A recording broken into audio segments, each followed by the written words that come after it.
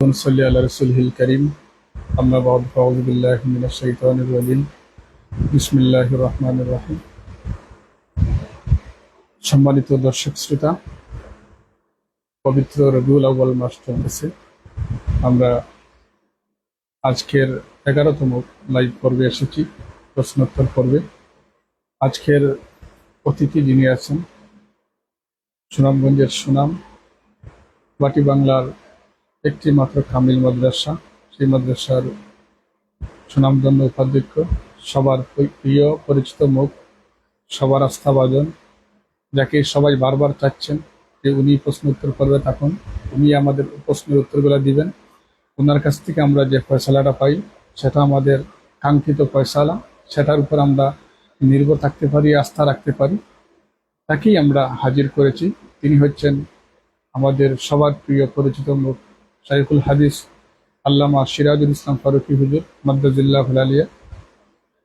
আমরা হুজুরের সুস্বাস্থ্য দীর্ঘায়ু কামনা করছি। সাথে সাথে দেশ বিদেশের যে যেখান থেকে আমাদের সাথে উপস্থিত আছেন এবং পরবর্তীতে দেখবেন, আমরা সবাইকে আমাদের পক্ষ থেকে অসংখ্য অসংখ্য মোবারকবাদ জানাচ্ছি। আমরা সরাসরি চলে যাচ্ছি হুজুরের কাছে আজকের প্রশ্নের উত্তর দেওয়ার জন্য। আসসালামু আলাইকুম রহমতুল্লাহ। ওয়ালাইকুম আসসালাম রহমতুল্লাহ। হুজুর কেমন আছেন? আলহামদুলিল্লাহ, কেমন আছেন? আমরা আপনাকে বারবার বিরক্ত করি, আমাদের দর্শকরা আপনাকেই বারবার চায়। আর আজকে আমাদের কাছে কিছু প্রশ্ন জমা হয়েছে। গত আমরা যে 10 নম্বর পর্ব করেছিলাম, সেই 10 নম্বর পর্বেতে অনেক প্রশ্ন রয়ে গেছে। সেই প্রশ্নের উত্তর ইনশাল্লাহ আজকে আপনাদের কাছ থেকে আশা করব। আর গতকালকে একটা পোস্ট করেছিলাম, সেই পোস্টের মধ্যে কিছু প্রশ্ন রয়েছে।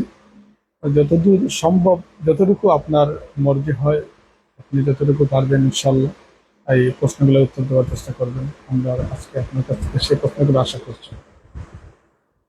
নাহমাদু ওয়া নুসাল্লি আলা রাসূলিল কারীম, আম্মা বা'দ, আউযু বিল্লাহি মিনাশ শাইতানির রাজীম, বিসমিল্লাহির রহমানির রহিম। আম্মা বিনি'মাতি রাব্বিকা ফাহাদ্দিস, সাদাকাল্লাহুল আযীম। সাল্লাল্লাহু আলা সাইয়্যিদিনা মুহাম্মাদ ওয়া আলা আলিহি ওয়া আসহাবিহি ওয়া বারাকা ওয়া সাল্লাম। সাল্লাল্লাহু আলা সাইয়্যিদিনা মুহাম্মাদ ওয়া আলা আলিহি। সম্মানিত দর্শক শ্রোতা, প্রিয় মুসলিম ভাই ও বোনেরা, দেশ থেকে বিদেশ থেকে কাছে থেকে সত্য প্রকাশ এই মিডিয়ার মাধ্যমে যারা আজকে এই অনুষ্ঠানে, লাইভ অনুষ্ঠানে অংশগ্রহণ করছেন, আমাদের সাথে আছেন, সবাইকে আমাদের অন্তরের অন্তঃস্থল থেকে আন্তরিক মোবারকবাদ জ্ঞাপন করছি। ধন্যবাদ জানাই পরিচালক ভাই হাফিজ আব্দুল বাসিদকে এই সুন্দর পরিবেশনার জন্য এবং এই খেদমতের জন্য। আমরা আশা করি আমাদের এই খেদমতের দ্বারা যদি মুসলমান জাতি, বিশেষ করে মুসলিম ভাই বোনেরা উপকৃত হন বা মুসলিম উম্মাহ কিছুটা হলে উপকৃত হয়, তাহলে আমাদের এই কষ্টটা আমরা সার্থক বলে মনে করব।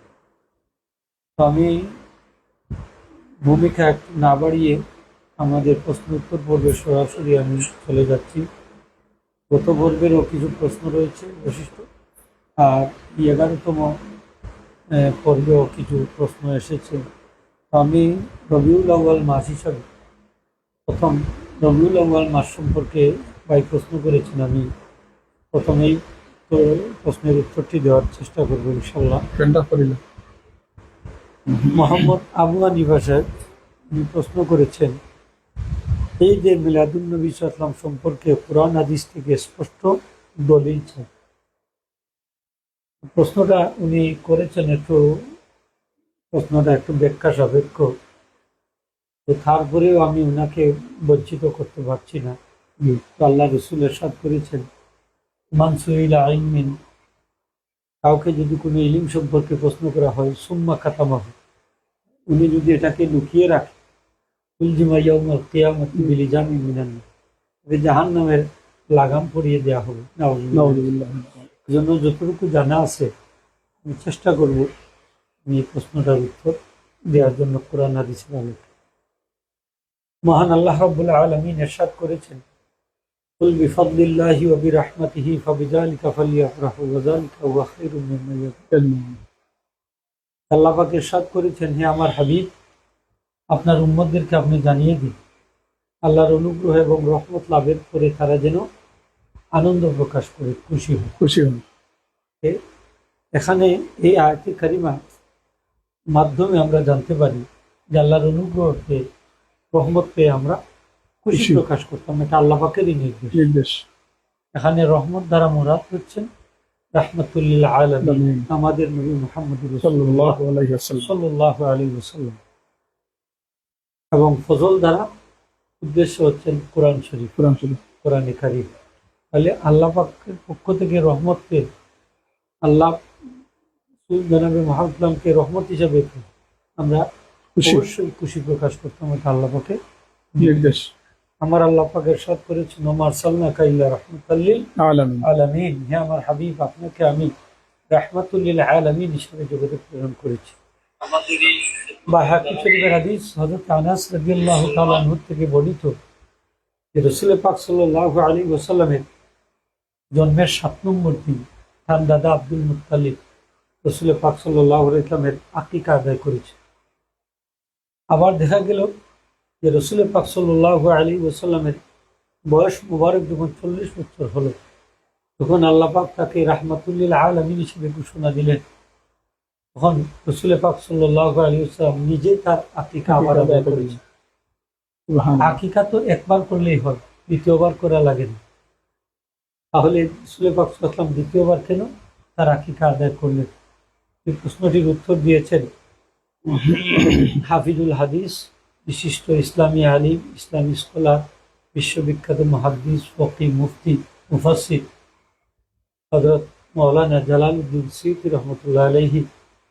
তিনি বলেছেন যে 2 কারণে রাসূল পাক সাল্লাল্লাহু আলাইহি ওয়াসাল্লাম নিজেই তার আকিকা আদায় করেছেন দ্বিতীয়বার।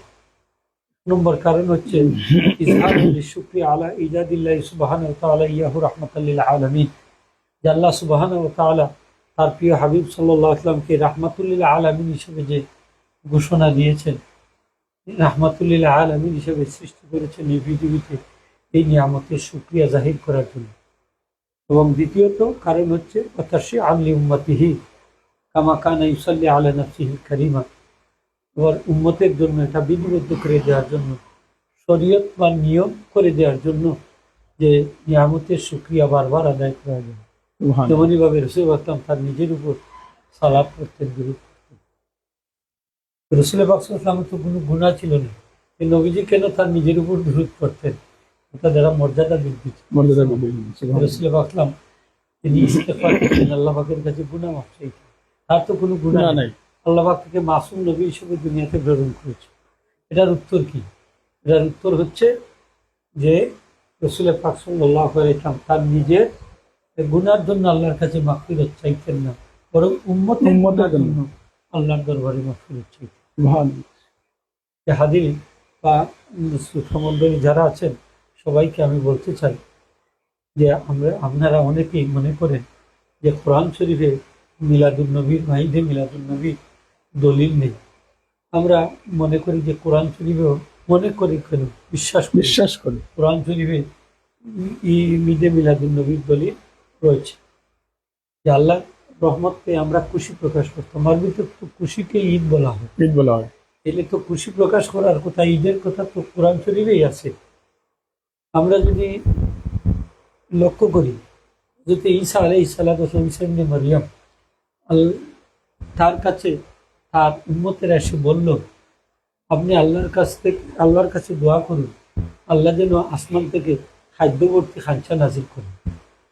যদি নাজিল করেন, যে দিন নাজিল করবেন সেই দিনকে আমরা ঈদের দিন বানিয়ে দেন। সুবহানাল্লাহ। তখন তিনি দোয়া করলেন, আল্লাহুম্মা রাব্বানা আনজিল আলাইনা মাইদাতাম মিনাস সামাই তাকুনু লানা ঈদান লিআউয়ালিনা ওয়া আখিরিনা। আল্লাহ, তুমি আমার উম্মতের জন্য আসমান থেকে মায়দা নাজিল করো, খাদ্যবর্তী খাঞ্চা নাজিল করো।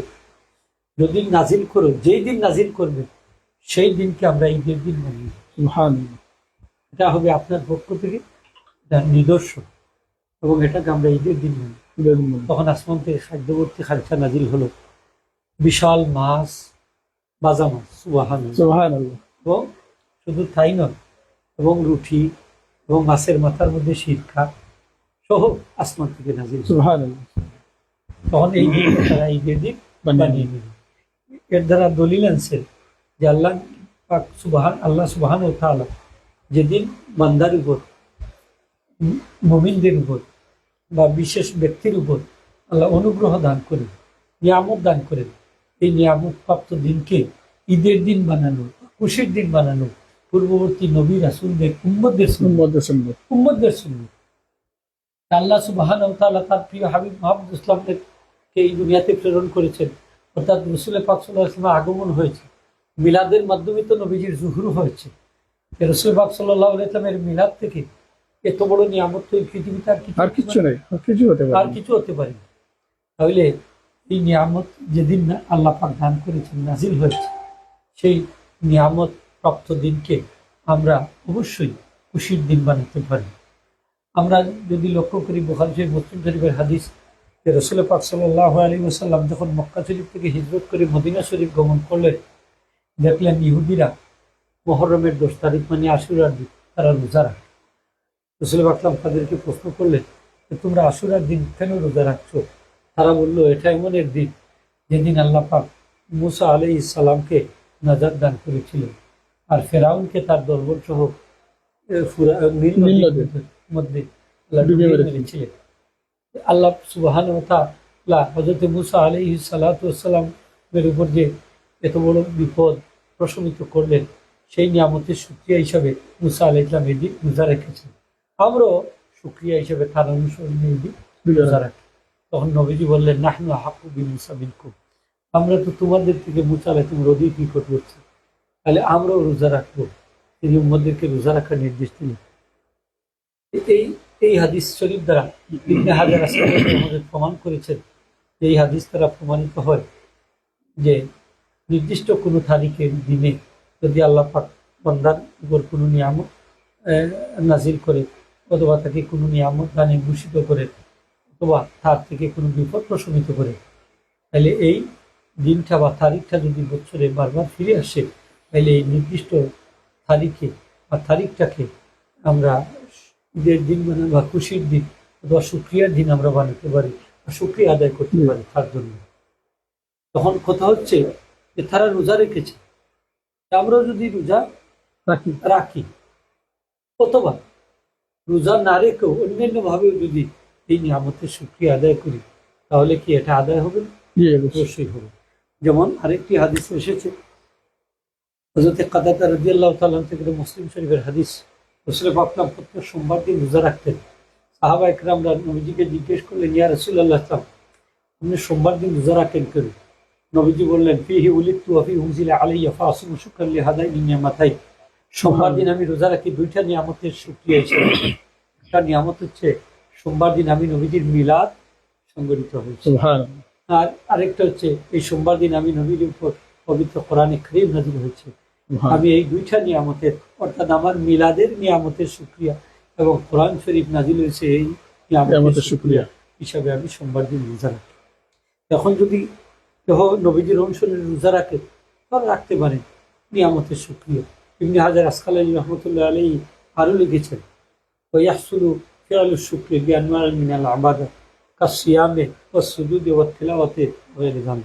এই নিয়ামতের শুকরিয়া রোজা রেখেও আদায় করা যায়, নামাজ আদায় করা যায়, কোরআন তেলাওয়াতের মাধ্যমে, তাসবিহ তাহলিলের মাধ্যমে এবং অন্যান্য ইবাদত বন্দেগী। যেমন ধরেন ইমাম জালালউদ্দিন সুয়ুতী রাহমাতুল্লাহ আলাইহি এনেছেন, ফায়ুসহাব্বু লানা ইজহারু শুকরি লিমাউলিদিহি নবী সাল্লাল্লাহু আলাইহি ওয়াসাল্লাম, যে আমাদের জন্য রাসূল পাক সাল্লাল্লাহু আলাইহি ওয়াসাল্লামের নিয়ামতের শুকরিয়া আদায় করা মুস্তাহাব। তেমনি ভাবে নবীজি তার নিজের আকিকা নিজে আদায় করেছেন। এই হাদিস শরীফ দ্বারা তিনি প্রমাণ এনেছেন, মিলাদ শরীফের আসলিয়ত তিনি সাবিত করেছেন যে আমাদের জন্য মুস্তাহাব হচ্ছে নিয়ামতের শুকরিয়া, নবীজির মিলাদ শরীফের নিয়ামতের শুকরিয়া আদায় করা, বিইজতিমাইন নাসে ওয়া ইতামিত তাআমে ওয়া গায়রি যালিকা মিন উজুরিল কুরবাত ওয়া ইজারিল মুসাররাত, মানুষদেরকে একত্রিত করে আলোচনা সভার মাধ্যমে এবং তাদেরকে খাবার দাবার বিতরণের মাধ্যমে, যেমন সিন্নির মাধ্যমে, এমনই ভাবে অন্যান্য ভালো ভালো কাজের মাধ্যমে, অন্যান্য আনন্দ যে জাহির করা অনুষ্ঠানের মাধ্যমে, মনের ভাব প্রকাশ করা অনেকভাবে আদায় করা যায়। যেমনই ভাবে ভারত উপমহাদেশের মধ্যে শ্রেষ্ঠ মুহাদ্দিস, যাকে দেওবন্দি উলামা একরামদের মুরব্বী বলা হয়। তার নাম হচ্ছে আব্দুল হক মাহদিসি দেহলভী রহমতুল্লাহ আলাইহি, যার মাধ্যমে এই ভারত উপমহাদেশে আল্লাহর হাবিবের হাদিস শরীফের বিস্তার লাভ হয়েছে, সংগঠিত হয়েছে, বিস্তার লাভ করেছে। এই আব্দুল হক মাহদিসি দেহলভী রহমতুল্লাহ আলাইহি মা সাবাতা বিসুন্নাহ কিতাবে তিনি উল্লেখ করেছেন যে সদা সর্বদা মুসলমানগণ রবিউল আউয়াল মাসেই তারা রাসূল পাক সাল্লাল্লাহু আলাইহি ওয়াসাল্লামের মিলাদ শরীফের শুকরিয়া তারা আদায় করে থাকেন। তারা মিলাদ রবিউল আউয়াল মাসকে তারা উদযাপন করে থাকেন সারাটা মাস। জি, আপনি আশ্চর্য হবেন কিভাবে, অথচ আমরা মুসলমান হয়ে এগুলো আমরা জানি না। ভারত উপমহাদেশে তিনি বলেছেন যে রবিউল আউয়াল মাসের প্রতি রাত্রে ভারত উপমহাদেশের মুসলমানগণ তারা তারা ওলিমা অর্থাৎ সিন্নি তো আর বুঝেন, আমরা খাদ্য তারা পাকাইতেন এবং এইগুলা তারা বিতরণ করে দিতেন, অর্থাৎ তারা বিশেষ খাবারের আয়োজন করতেন। সিন্নির দলিল আজকে খুঁজে পায় না। মিলাদ শরীফ পড়ায় সিন্নি, অনেকের কাছে একটা প্রশ্ন যে সিন্নি বিতরণ করা হয়। ঈদুল আজহা এবং ঈদুল ফিতরের পর আর তৃতীয় কোনো ঈদ নেই। আমি সেদিকে পড়ে যাচ্ছি, আমার কথাটা শেষ করি। তিনি বলছেন যে তারা খাবার বিতরণ করতেন, সিন্নি বিতরণ করতেন, তারপরে কি করতেন, তার এই রাত্রে তারা বেশি বেশি করে রবিউল আউয়ালের প্রতিটা রাত্রিতে তারা বেশি বেশি করে শ্রদ্ধান শিক্ষা করতেন। তারপরে তারা নফল ইবাদত বন্দেগী করতেন বেশি বেশি করে। তারপরে কি করতেন, প্রতি রাত্রে নবীজির মিলাদ পাঠের অনুষ্ঠানের আয়োজন করতেন প্রতি রাত্রে, যাকে তারা আল্লাহ পাকের অনুগ্রহ লাভের উসিলা মনে করতেন প্রত্যেকটা রাত্রে। শুধু এইটা নয় যে নবীজি যে রাত্রিতে দুনিয়াতে তাশরীফ এনেছেন সেই রাত্রিতে শুধু নয়, তিনি আরো লিখেছেন যে আমি দোয়া আল্লাহ পাকের দরবারেও সেই ব্যক্তির জন্য দোয়া করি আল্লাহ তার প্রতি জন্য রহম করুক যারা রবিউল আউয়ালের প্রতিটা রাত্রি ঈদ বানায়। ঈদের দিন ঈদ বানায়, মানে খুশি বানায়, উপলক্ষ বানায়। আপনি প্রশ্ন করেছেন, আপনাকে ধন্যবাদ। আমরা ঈদ শব্দটা শুনলে অনেকে মনে করি যে ঈদ তো বছরের দুইটা, তাহলে আবার ঈদ আরেকটা নতুন ঈদ আসলো থেকে। আমি একটা জবাব দেই আপনার কাছে, কিরকম হবে জানি না। আমরা এই যে ঈদ গুলা পেলাম, বছরে দুইটা ঈদ আছে পারিভাষিক করতে আমরা সবাই জানি। তাকে বকরা ঈদ বা ঈদুল আজহা বলা হয় বড়ই, আরেকটা রমজানের পরে রোজার পরে যে ঈদটা আসে রোজা বাঙ্গারি ঈদুল ফিতর, এই দুইটা ঈদ আমরা সবাই জানি। এই ঈদগুলো আমরা পাইলাম কিভাবে?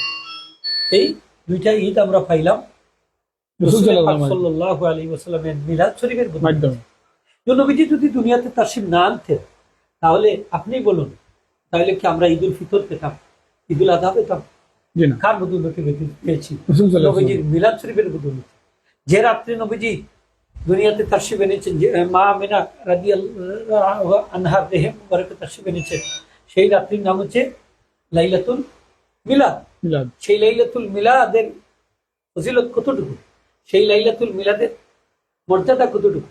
ইমাম আহমদ বিন হাম্বল রহমতুল্লাহ বলেছেন লাইলাতুল কদর থেকেও কোটি কোটি বেশি মর্যাদা।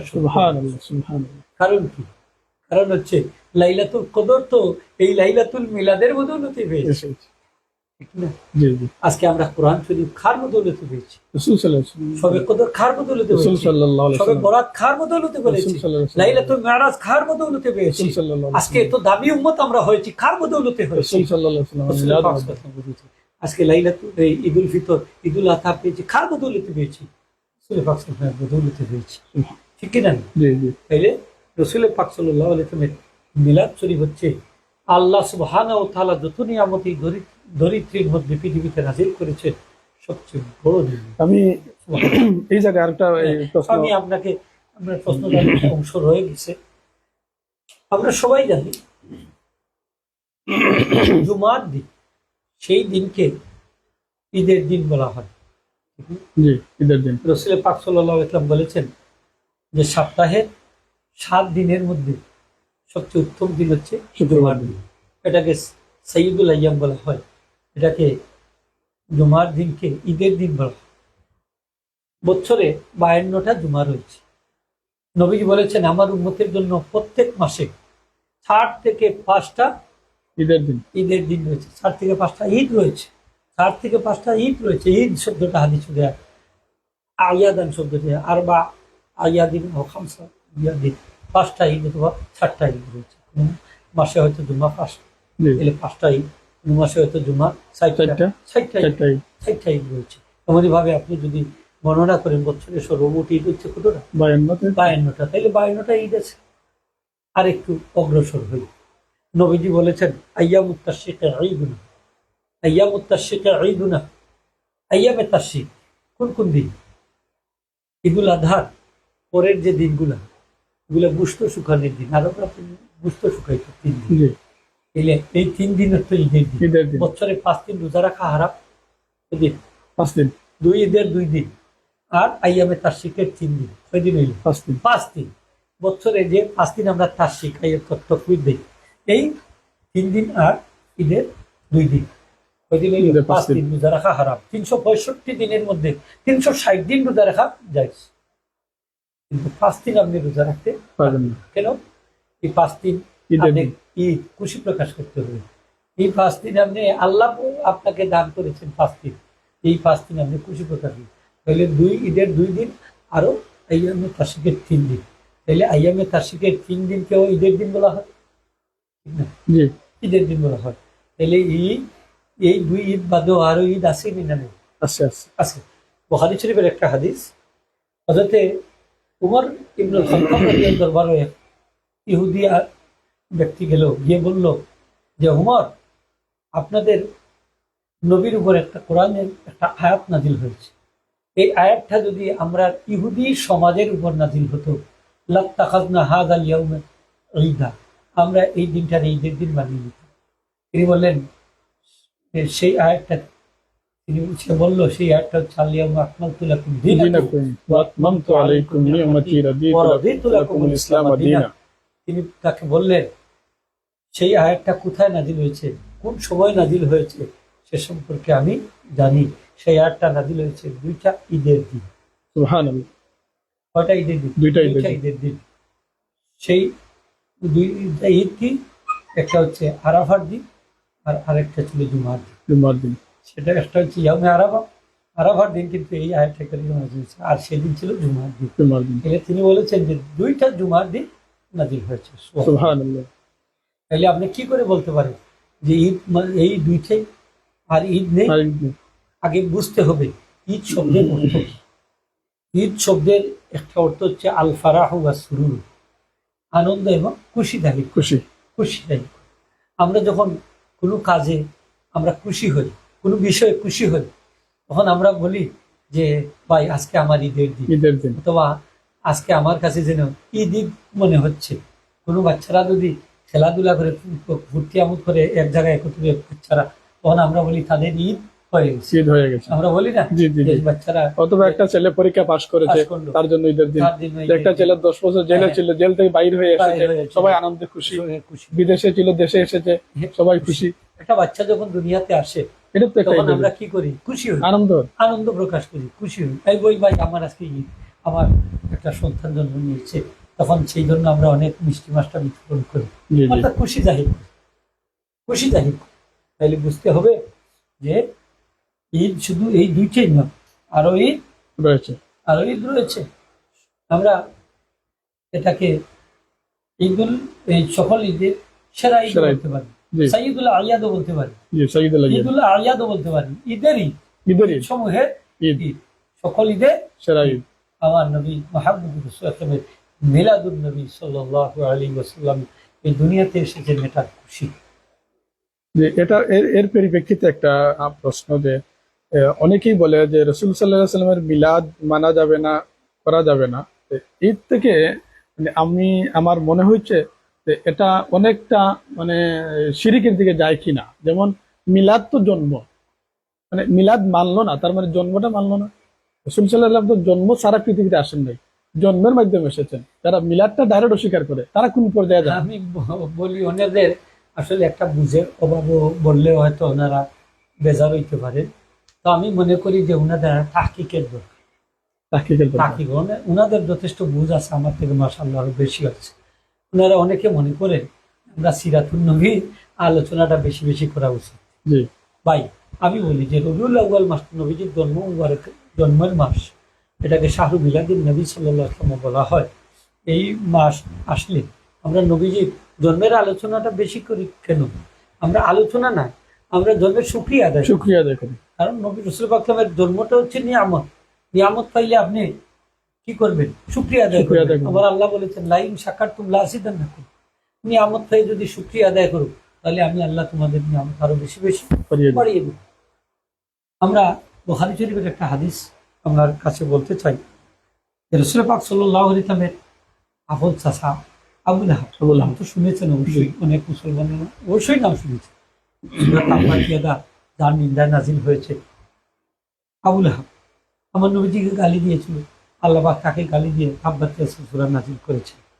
সেই আবু লাহাব মরার পরে তার আপন ভাই হযরত আব্বাস রাদিয়াল্লাহু তাআলা স্বপ্নে দেখলেন, জিজ্ঞেস করলেন ভাই আবু লাহাব কবরের জগতে কোন হালতে কি অবস্থা আছে? আবু লাহাব বলল ভাই আমি তো কুফরি অবস্থায় মারা গেছি, আমি কষ্টের মধ্যে আছি।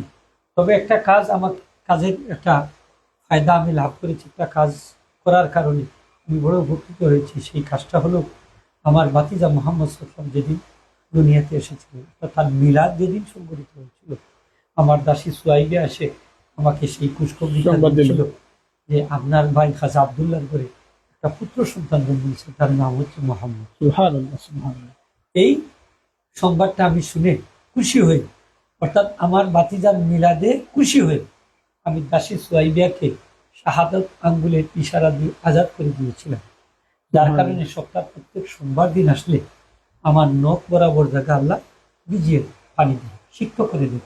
তখন আমি এটাকে চুষতে থাকি এবং আমি এটা দ্বারা তৃপ্তি লাভ করি। অর্থাৎ বিগত সপ্তাহে যে আজাব আমি ভোগ করেছি সেই কারণে সেই আজাবটা আল্লাহ হালকা করে দেয়, জি সুবহানাল্লাহ। হালকা করে দেয়। তাহলে দেখা গেল কট্টর কাফির আবু লাহাব নবীজির মিলাদে খুশি হওয়ার কারণে সেও উপকৃত হয়েছে। সেও কি হয়েছে? উপকৃত হয়েছে। উপকৃত হয়েছে। আপনি আহসানুল ফাতওয়া প্রথম পর্যন্ত যদি বাহির করে দেখবেন যে আবু লাহাব কাফির, তার কবরের আজাব হালকা হলো কেন? তার আজাবকে কেন হালকা করে দেওয়া হলো? তার কারণ কি? রাসূল সাল্লাল্লাহু তার আলাইহি কারণ হচ্ছে ওয়াসাল্লাম খুশি নবীজির হয়েছে। মিলাদে খুশি হওয়ার কারণে।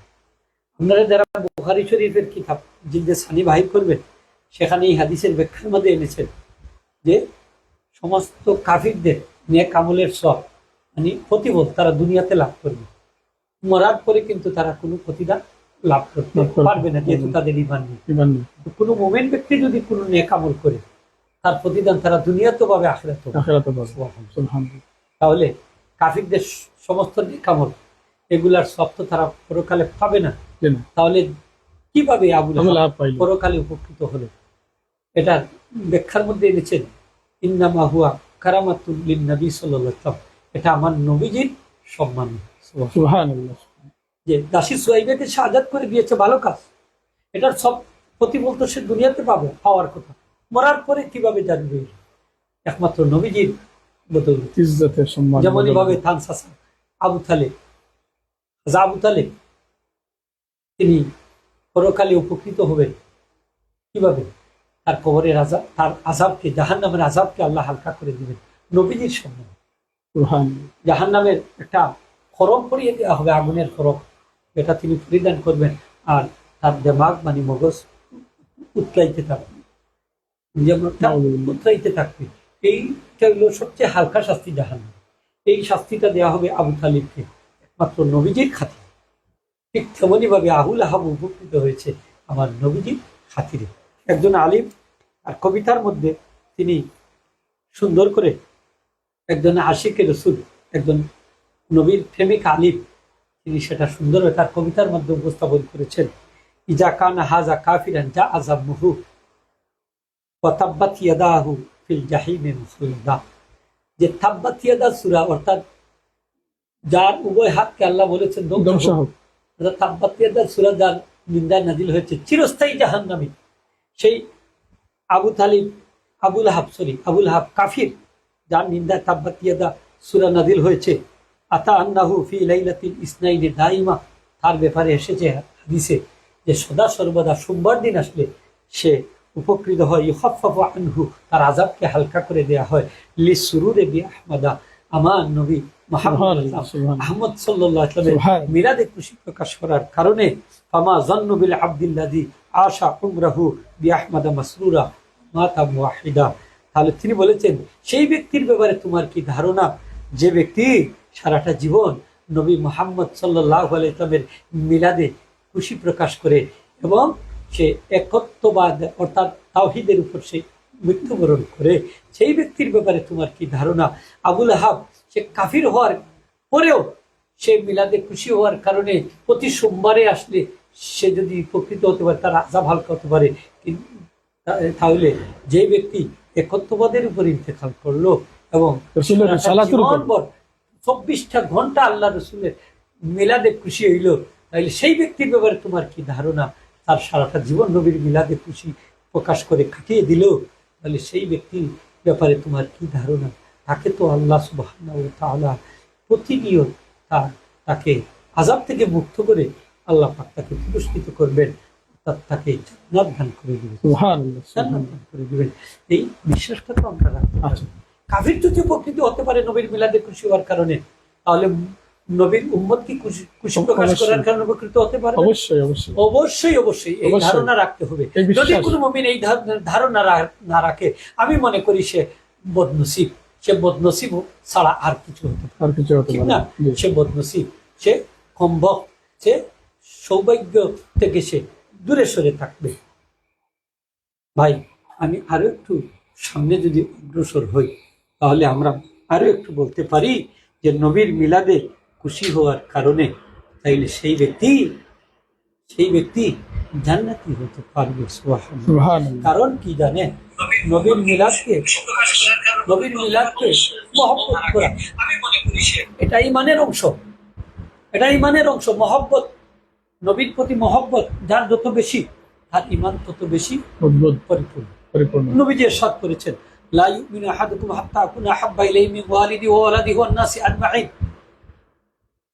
বুখারী শরীফের হাদিস, নবীজি ইরশাদ করেছেন, তোমাদের কেউ পরিপূর্ণ ঈমানদার হতে পারবে না যাবত না আমি নবী তার মা বাপ থেকে, তার সন্তান থেকে, দুনিয়ার সমস্ত মানুষ থেকে আমি প্রিয় পাত্র না হব, অর্থাৎ মহব্বতের পাত্র, প্রিয় পাত্র, সবচেয়ে বেশি মহব্বতের পাত্র না হব।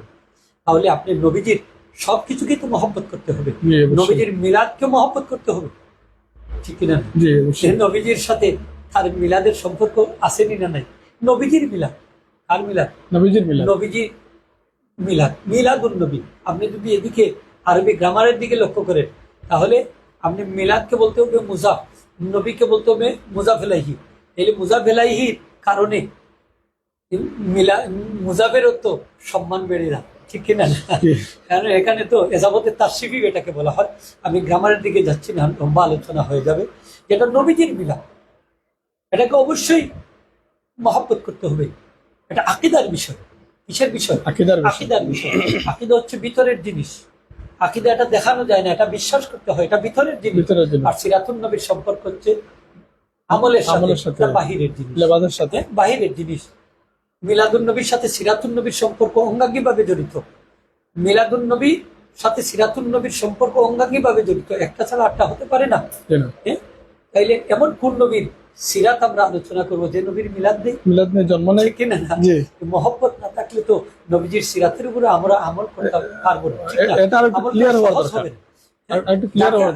আপনার যদি কাউকে মহব্বত না করে, তাহলে তার কথা, তার বিধিবিধান, তার আদর্শ আপনি তো অনুসরণ করা সহজ হবে না।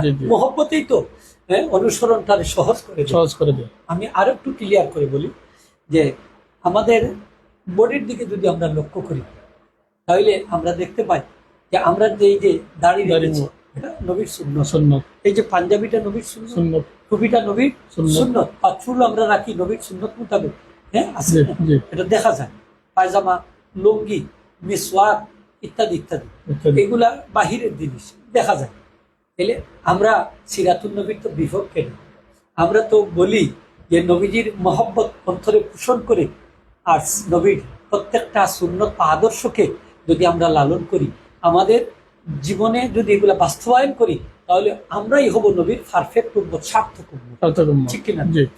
আমরা মিলাদ শরীফ পড়লাম, হ্যাঁ, শুধু জিলাপি মিষ্টি খাওয়া এটাও সুন্নত, আমরা খাইলাম, কিন্তু আমরা এটার তাৎপর্য অনুধাবন করতে পারলাম না। অর্থাৎ নবীর সুন্নতকে আমাদের চরিত্রে আমরা ফুটিয়ে তুলতে পারলাম না, আমাদের জীবনকে নবীর সুন্নতের আলোকে রঙিন করতে পারলাম, আলোকিত করতে পারলাম না, তাহলে আমরা নবীর এই যে আশিক উম্মত আমরা দাবি করতে পারি না। ঠিক কিনা? যদি আমরা আশিক উম্মত দাবি করি তাহলে অবশ্যই নবীজির মিলাদকে মহব্বত করতে হবে, আর সিরাতুন নবীকে অর্থাৎ নবীজির প্রত্যেকটা সুন্নতকে, আদর্শকে আমাদের জীবনে বাস্তবায়ন করতে হবে। এই জিনিসটুকু আমরা সকলকে মেসেজ দিয়ে বোঝাতে চাই যে রবিউল আউয়াল মাস আইলে নবীর আলোচনা যত বেশি হবে তার মহব্বত বাড়বে, আর সুন্নতের উপর আমল করাটাও সহজ হবে। এই নবীজি দুনিয়াতে কেন এসেছেন? নবীজি কেন এসেছেন? এই মিলাদের আলোচনার মাধ্যমেই তো আমরা এইগুলা মানুষ থেকে, দুনিয়ার বাসীদেরকে আমরা জানাই দিই না। কিছু কাজ আমরা করি, অর্থাৎ মিলাদের আলোচনাটা করি। হ্যাঁ, আপনি মিলাদের আলোচনাটাকে নিরর্থক মনে করবেন কেন? এটা যদি নফলও মনে করেন তাহলে তো সবের কাজ, মুস্তাহাব মনে করলে তো সবের কাজ, এটা তো বেকার না। কার আলোচনা করতেছেন? নবীজির আলোচনা করতেছেন। কোরআন শরীফ পড়েন আপনি, মিলাদের দলিল পান না। 25 জন নবী রাসূলের কথা কোরআন শরীফ আল্লাহ বর্ণনা করেছেন, তাদের মিলাদ নামাও আল্লাহ কোরআনে কারিমে বর্ণনা করেছেন। সুবহানাল্লাহ। মিলাদ নামার কথা হাদিস শরীফে কি নবীজির মিলাদের আলোচনা নাই? নবীজি নিজের মিলাদের কথা আলোচনা করেছেন। লম্বা হয়ে যাবে বলতে এই জন্য আমি বলছি না। নবীজির মিলাদের আলোচনা নবীজি নিজে করেছেন, সাহাবী নবীজির মিলাদের আলোচনা করেছেন। আমির আনসারী রাদিয়াল্লাহু তাআলা আনহু সাহাবী, রবিউল আউয়ালের 12 তারিখ নবীজির মিলাদের আলোচনা করতেছেন। কিভাবে জানেন? তার সন্তান সন্ততিদেরকে একত্রিত করে আর বলতেছেন হাজালিয়াম হাজালিয়াম, আজকের এই দিন নবীজি দুনিয়াতে তশরিফ এনেছেন, আজকের এই দিন নবীজি দুনিয়াতে তশরিফ এনেছেন। নবীজি আমের আনসারীর বাড়ির পার্শ্ব দিয়ে যখন গমন করলেন, আলোচনা শুনতে পেলেন, তখন নবীজি বললেন যে আমের, তুমি ভালো করে শুনো, তোমার এই আলোচনা এত ফলপ্রসূ, এত উপকারী যে আল্লাহ সুবহানাহু ওয়া তাআলা খুশি হয়ে তোমার সারা জীবনের গুনাহ মাফ করে দিয়েছেন। ইন্নাল্লাহ কাদ গাফারা লাকা, আল্লাহ তোমার সব গুনাহ মাফ করে দিয়েছেন। ওয়া ফাতাহা লাকা আবওয়াবার রাহমাতি, আল্লাহর রহমতের দরজাসমূহ আল্লাহ তোমার জন্য উন্মুক্ত করে দিয়েছেন। সুবহানাল্লাহ। ওয়া মান ফাআলা ফি'লাকা নাজানাতাকা, তুমি যেই কাজ করেছো এই ধরনের কাজ যারা করবে তোমার মতো এই ধরনের কথা মিলাদের আলোচনা করবে, নাজাতাকা, তুমি যেভাবে নাজাত লাভ করেছো, নাজাতের সুসংবাদ লাভ করেছো, তারাও এইভাবে নাজাতের সুসংবাদ লাভ করেছে। এই জন্য দেখা যায় ওলামায়ে কেরাম নবীজির মিলাদের আলোচনাকে তারা বরকত লাভের উসিলা মনে করতেন।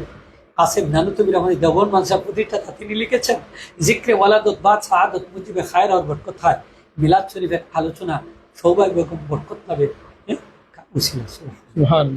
এই জন্য আব্দুল্লাহ হাদিসে দেলবী রহমাতুল্লাহ আলাইহি রবিউল আউয়াল মাস আইলে তিনি রবিউল আউয়ালের প্রতিটা রাত্রে মিলাদের আলোচনা করতেন। নবী নিয়ামতের মিলাদের নিয়ামতের শুকরিয়া আদায় করতেন। বিভিন্ন ভালো ভালো কাজের মাধ্যমে তিনি মিলাদ শরীফের আলোচনা যত জায়গায় অনুষ্ঠিত হতো, অর্থাৎ মিলাদ শরীফের অনুষ্ঠান, সেখানে তিনি হাজির হতেন এবং তিনি আল্লাহ রসুলের মিলাদ শরীফের আলোচনার মজলিসে তিনি দাঁড়িয়ে মহব্বতে আমার নবীজিকে সালাম দিতেন। তিনি লিখেছেন, আয় আল্লাহ, मेरा ऐसा कोई আমল नहीं है जिसके आपके दरबार में पेश करने के लायक समझो, আমার এমন কোনো আমল নাই যেটাকে আপনার দরবারে পেশ করার মনে করি, কারণ মেরে তামাম আমল में ফাসাদে নিয়ত মজবুত होती है, আমার সব আমলের মধ্যে নিয়তের খারাপই আছে। अलबत्ता मुझे हाकिम को फकीर का एक अमल तेरे जाते पाक की रहमत की वजह से बहुत शानदार है, और आज के मोदी से मिला के मापो भाड़ा को सलाम। তো আপনার জাতে পাকের উসিলে আমি একটা আমলকে বড় মূল্যবান মনে করি, যে আমলের মধ্যে আমার নিয়তের কোনো বেজাল নাই, খারাপই নাই। সেই আমলটা হচ্ছে আমি মিলাদ শরীফের অনুষ্ঠানে শরীক হয়ে দাঁড়িয়ে আপনার নবীজিকে সালাম দিচ্ছি। ইয়া নবী সালাম আলাইকুম, সালাম দে ইয়া নবী সালাম আলাইকুম। আপনারা খুশি হবেন, ইদানিং নেটের মাধ্যমে আপনারা দেখেছেন যে আরবের অনেক লোক নবীজিকে দাঁড়িয়ে সালাম দিয়ে যে রবিউল আউয়াল রেলির মাধ্যমে। কিভাবে জানেন? আমরা তো এইভাবে দাঁড়িয়ে সালাম দিই, কেউ হাত ছেড়েও দেয়, কিন্তু তারা হাতটা বেঁধে এইভাবে, কেউ এই বুকের মধ্যে এইভাবে হাত রেখে মহব্বত সালাম দিচ্ছে, মহব্বত। আলহামদুলিল্লাহ ফরিদপুরি রহমতুল্লাহ এটাকে এই যে মিলাদের কিয়ামকে তিনি আদব এবং শরাফত বলেছেন, শিষ্টাচারিতা, ভদ্রতা। তিনি বলেছেন মহব্বতে জুসে যদি কেউ খাড়া হয়ে যায়, এটাকে কেউ খারাপ বলতে পারবে না, কারণ মহব্বতে কোনো আইন এটা মহব্বতের বিষয়। নবীটিকে ইয়া নবী হরফে নেতা দ্বারা যদি সম্বোধন করেন তাহলে এটা শিরিক হবে কিভাবে?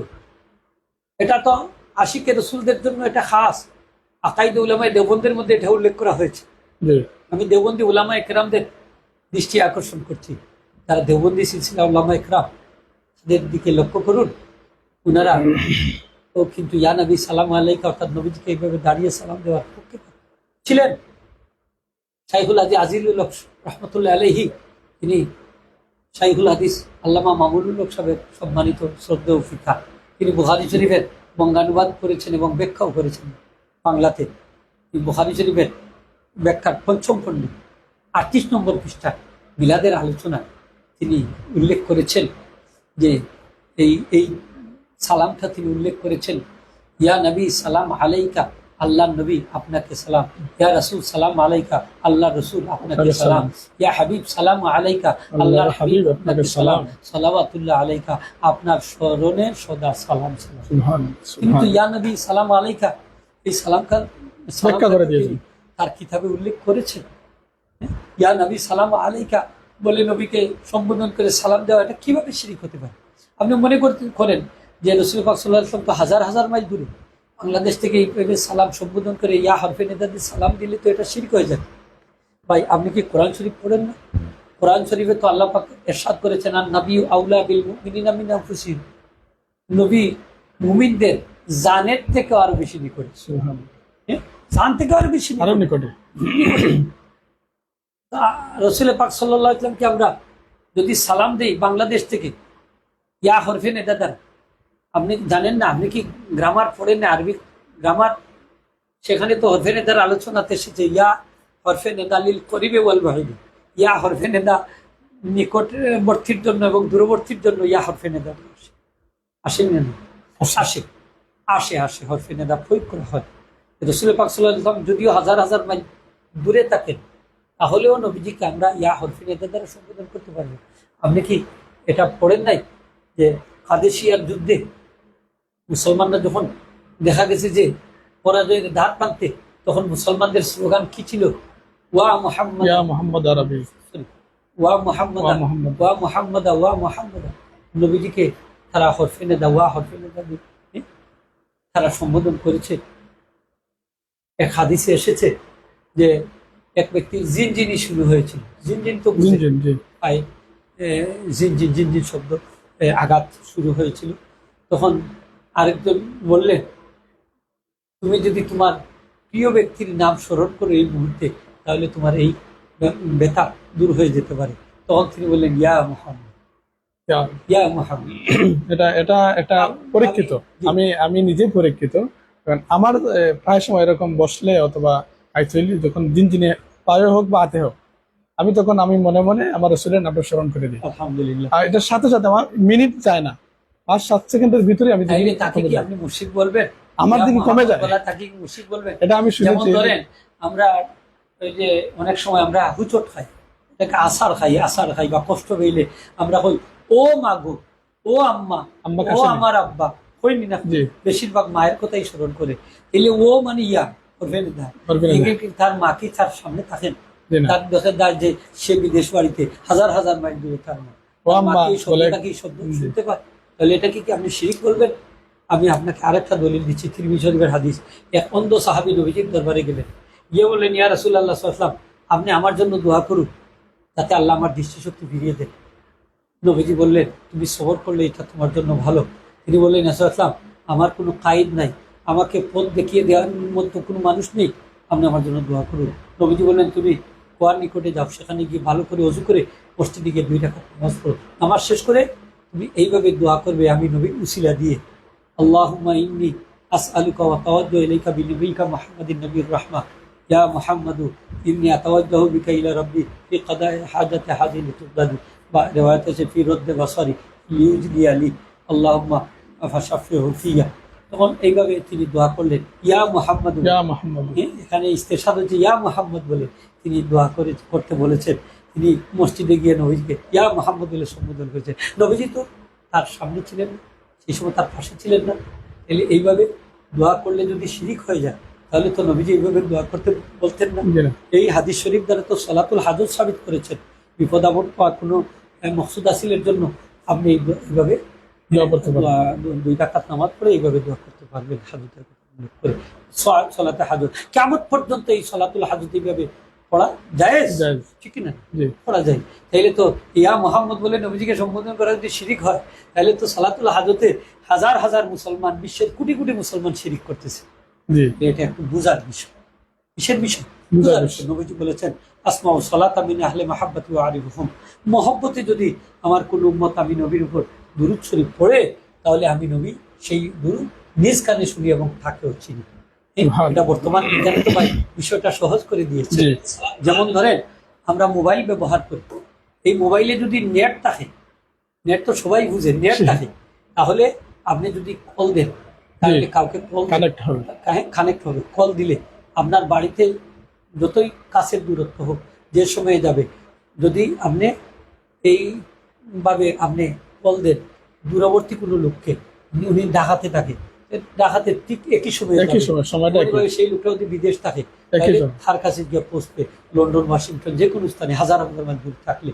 এটা বুঝাইতেছি আমি সময়ের বিষয়টা, যে সময় আপনার ঘরে যাবে, সেই সময় সিলেট যাবে, ঢাকাতেও যাবে, ভারতেও যাবে, সৌদি আরবেও যাবে, লন্ডন, আমেরিকা যাবে, বিশ্বের যে কোনো প্রান্তরে নেট থাকবে। শর্ত হচ্ছে নেট থাকতে হবে। তাহলে নবীজির উপর যদি আপনি দুরূদ শরীফ পড়ে, তো নবীজি ইয়া নবী সালামু আলাইকা বলে যদি নবীজিকে সম্বোধন করে, তাহলে শর্ত হচ্ছে মহব্বতের নেট থাকবে। মহব্বতের নেট যদি থাকে, তাহলে যদি আপনি হাজার হাজার মাইল দূর থেকেও নবীজিকে সালাম দেন, তাহলে নবীজি এটা নিজ কানে শুনবেন এবং কিছু এটা বুঝার বিষয়। একটু পিছনে যাইতে হয় যে মিলাদ আর জন্ম, মানে এই মিলাদ শব্দটা বাংলাতে জন্মই বলা হয়, এটাই তো নাকি? জি জি, অবশ্যই জন্ম। মানে হয়তো অনেকের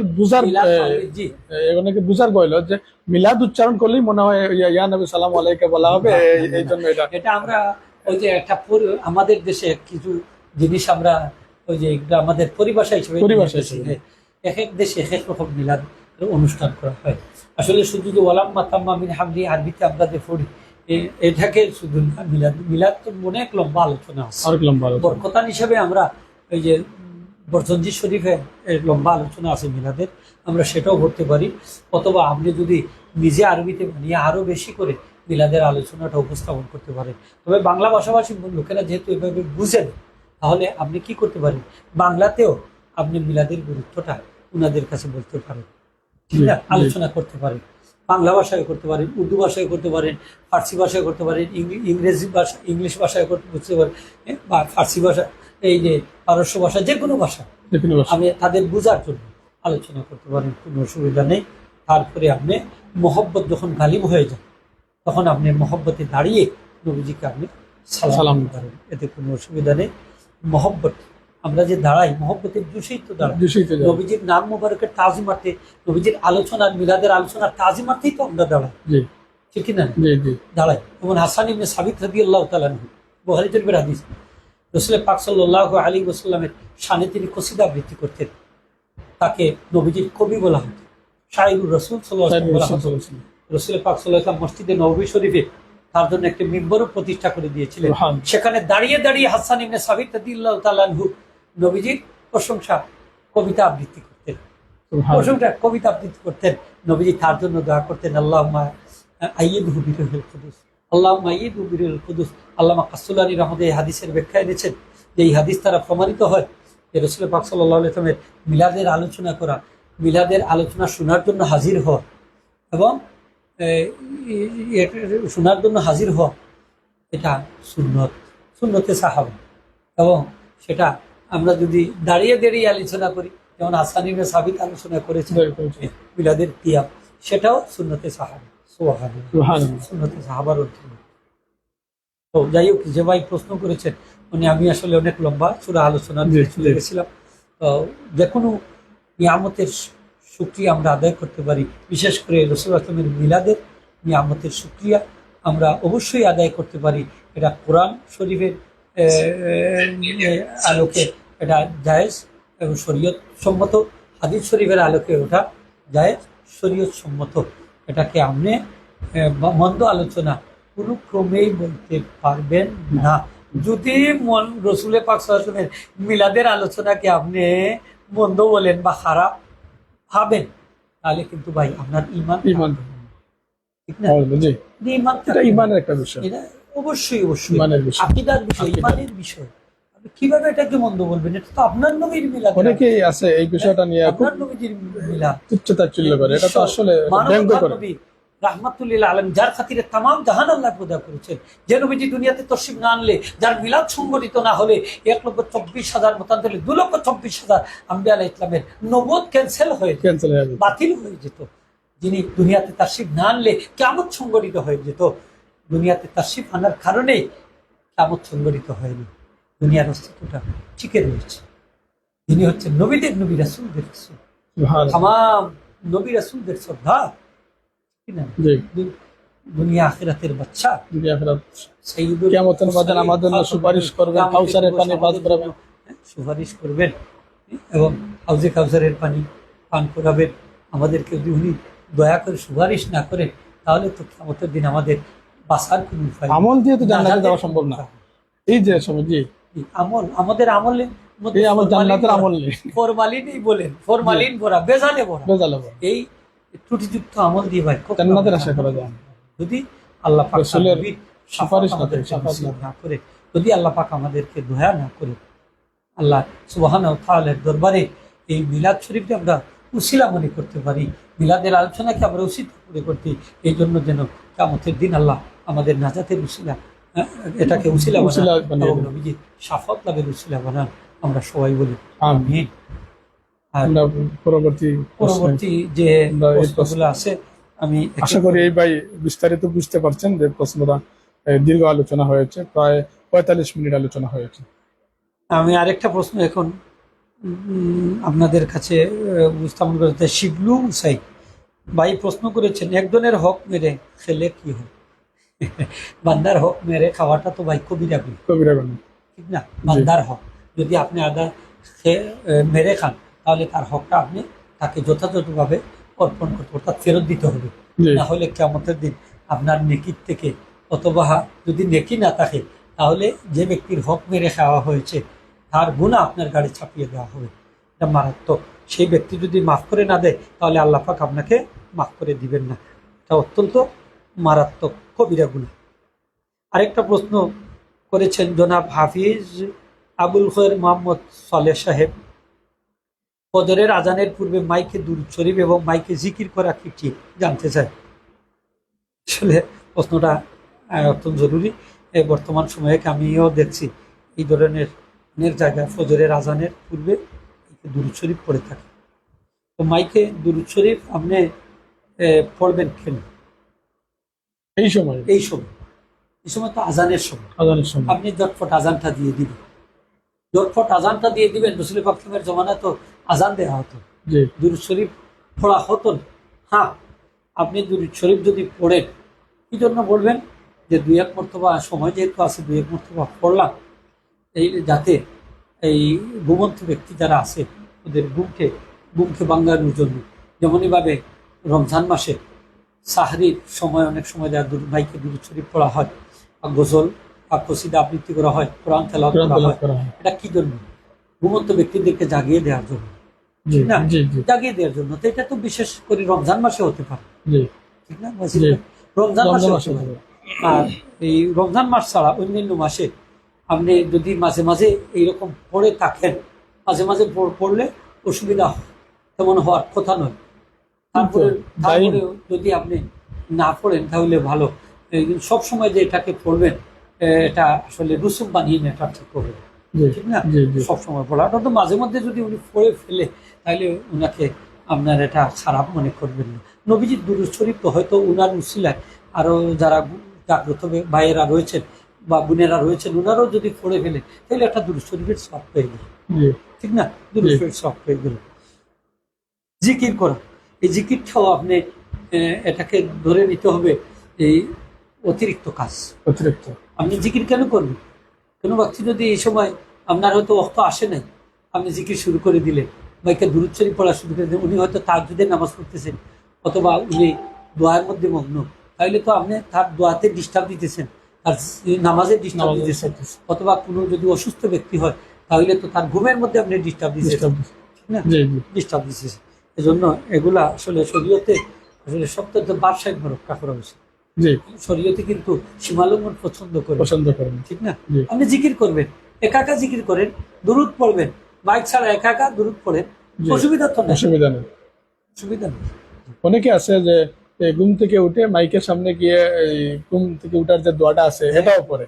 ঘুম থেকে উঠার দোয়াও যদি পড়ে, উদ্দেশ্য কিন্তু ভালো থাকতে হবে। এই যে আগে বলছি উদ্দেশ্যটা ভালো, এই জন্য যে আমি উঠে গেছি আপনারা উঠে যান আর এই দোয়া পড়ে আপনারা উঠবেন, হয়তো শেখানোর জন্য পড়তে পারেন অথবা ওনাদেরকে এটা জানান দেওয়ার জন্য যে আর ঘুমানোর দরকার নেই, এখন আপনার ঘুম থেকে উঠে হয়ে নামাজের সময় হয়ে গেছে। যেমন এই যে আজানের সময় মধ্যে তো একটা শব্দ আছে, আসসালাতু খায়রুম মিনান নাওম, আজানে আছে নি আসসালাতু খায়রুম মিনান নাওম, এটা তো ঘুম থেকে নামাজ বলে, ঘুম থেকে নামাজ বলে। আরেকটা প্রশ্ন করেছেন জনাব মোহাম্মদ কামরা নাম হচ্ছে, নারীদের যদি পুরুষের বাম পাদতে সৃষ্টি করা হয় তাহলে এক নারীর তো একের অধিক বেশি বিয়ে, তাহলে ওই নারীকে কয়জন পুরুষের ভাগ সৃষ্টি? অনেক সময় এই যে এক নারী তো কয়েক জায়গায় বিয়ে বসতে পারে, একজনের ছেড়ে দিল, তালাক দিয়ে দিল, আরেকজন অথবা স্বামী মারা গেল, বিয়ে বসতে পারে। উনি প্রশ্ন করেছেন যে ওনার প্রশ্ন থেকে এটাই বুঝছি যে স্বামীর কাছে ওনার বিয়ে হয়েছে মহিলাটা, ওই পুরুষের বাম পাদর হাড্ডি থেকে মহিলাকে সৃষ্টি করেছে। আসলে উনি ধারণাটা যে ধারণা রাখছেন, ধারণাটা কিন্তু সঠিক না, ভুলের মধ্যে রয়েছেন। আদম আলাইহিস সালামের বাম পাদরে বাঁকা হাড্ডি থেকে মহিলাদেরকে সৃষ্টি করা হয়েছে, উনি নারী জাতিকে সৃষ্টি করা হয়েছে। কাকে সৃষ্টি করেছে? নারী জাতিকে, বিবি হাওয়াকে, ঠিক না? বিবি হাওয়াকে সৃষ্টি করা হয়েছে। এখান থেকে ধরে নেওয়া হয় যে সমগ্র নারী জাতিকে এই পুরুষের বাম পাদরের বাঁকা হাড্ডি থেকে সৃষ্টি করা হয়েছে। পুরুষ বলতে কে? আদম আলাইহিস সালাম, ঠিক না? আশা করি ভাই আপনি প্রশ্নটা বুঝেছেন।